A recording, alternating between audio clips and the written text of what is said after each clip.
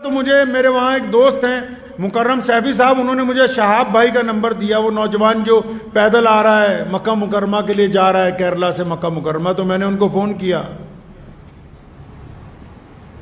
तो वो रास्ते में थे, तो उनके एक दोस्त ने फ़ोन उठाया, तो उन्होंने कहा नमाज का वक्त है, किसी होटल में रुके हुए हैं।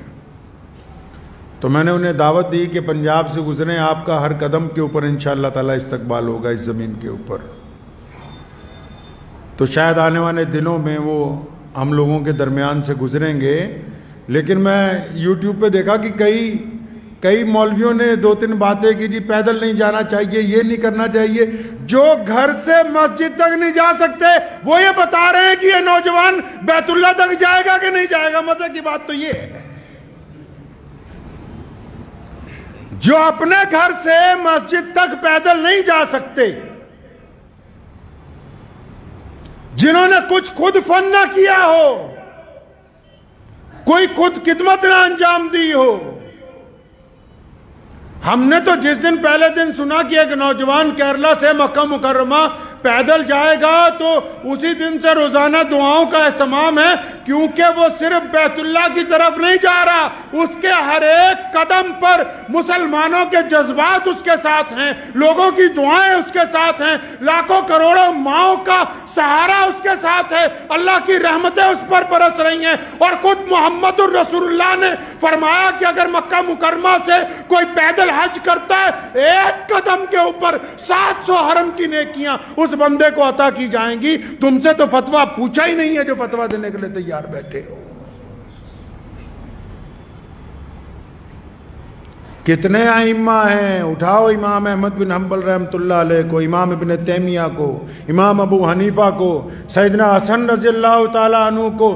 कितने बड़े बड़े लोग हैं जिन्होंने सारी जिंदगी बैतुल्लाह का हज पैदल किया। कितनी जमातें हैं रोज पैदल सफर कर रही हैं पूरी दुनिया के अंदर। दरअसल बात ये नहीं है, कई ये कहते हैं कि नीयत पता नहीं क्या है, नीयतों पर अल्लाह का दारो मदार है। रसूलुल्लाह ने फरमाया जिसकी नीयत अच्छी होगी उसका अमल कबूल होगा, और जिन लोगों के अमल कबूल होते हैं अल्लाह उनकी मदद फरमाते हैं। वो बंदा कल तक जिसको कोई जानता नहीं था, आज उसके इंतजार में लाखों लोग सड़कों के ऊपर खड़े हुए हैं।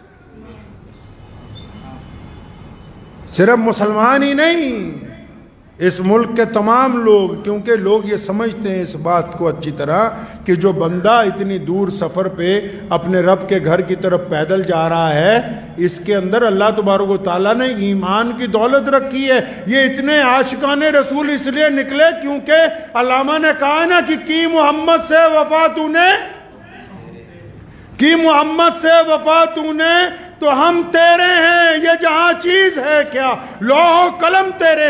जब बंदा अल्लाह की तरफ चलता है तो कायनात की हर शय उसकी मदद के लिए तैयार हो जाती है।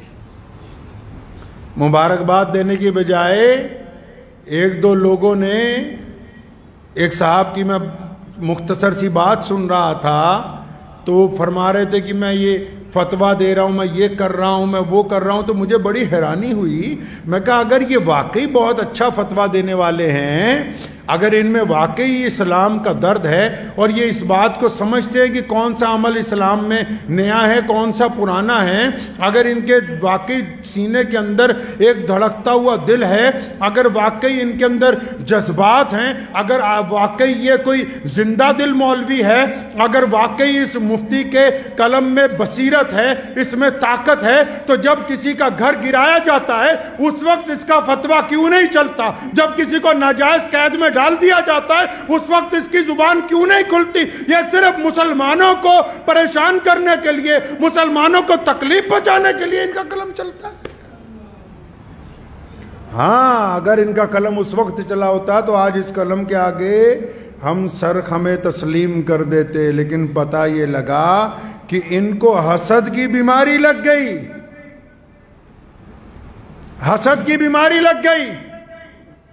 हसद का कोई इलाज नहीं है दुनिया में।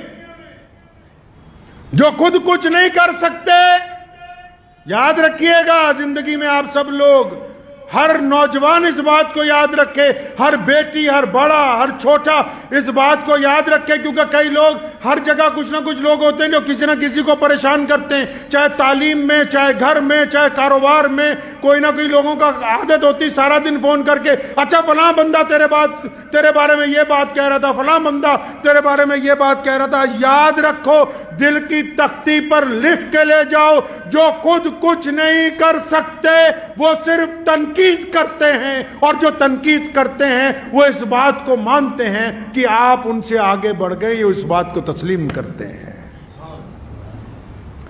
इसलिए शहाब भाई को कहना चाहता हूं कि अगर कोई एक दो लोग तनकीद भी कर रहे हैं तो उन्होंने मान लिया कि तुम उनसे अफजल हो।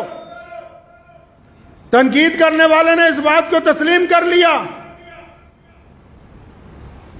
हर साल 1-2 हाजी पैदल पहुंचते हैं, आपको पता है, लेकिन ये सरकारी मौलवी तब नहीं बोले।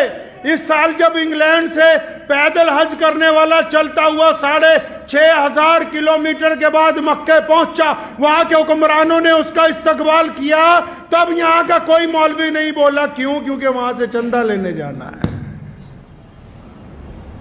पिछले साल रशिया से, कोहे कफकाज से हमारा एक बहादुर भाई 13,500 किलोमीटर का सफर करके बैतुल्लाह के हज के लिए पैदल गया। ये पहली बार नहीं ऐसा हो रहा है। अभी पूरी दुनिया के सारे मुल्कों में से एक नौजवान अकेला मोटरसाइकिल की सवारी करके इस हज के अंदर शामिल हुआ है। तो ये जो अब पैदल जा रहा है, आप क्या समझते हैं कि इसके पैदल चलने से सिर्फ शहाब भाई का हज होगा? नहीं। जब वो शहाब पैदल चलता है तो लाखों दिलों के अंदर बैतुल्लाह को देखने की तड़प पैदा होती है, इसको सवाब उसको नहीं मिलेगा। जब पैदल चलता है करोड़ों दुआएं साथ में चलती हैं। जब बैतुल्लाह की तरफ कदम बढ़ते हैं ना, ये ऐसे ही नहीं बढ़ते। तो किसी ने क्या खूब कहा, बस ये शेर उनकी नजर करने चाहता हूं कि कुव्वते इश्क से हर पस्त को बाला कर दे। ये बंदा ऐसे नहीं चलता, कोई हो चाहे। ये मोहम्मदुर रसूलुल्लाह का इश्क है यार।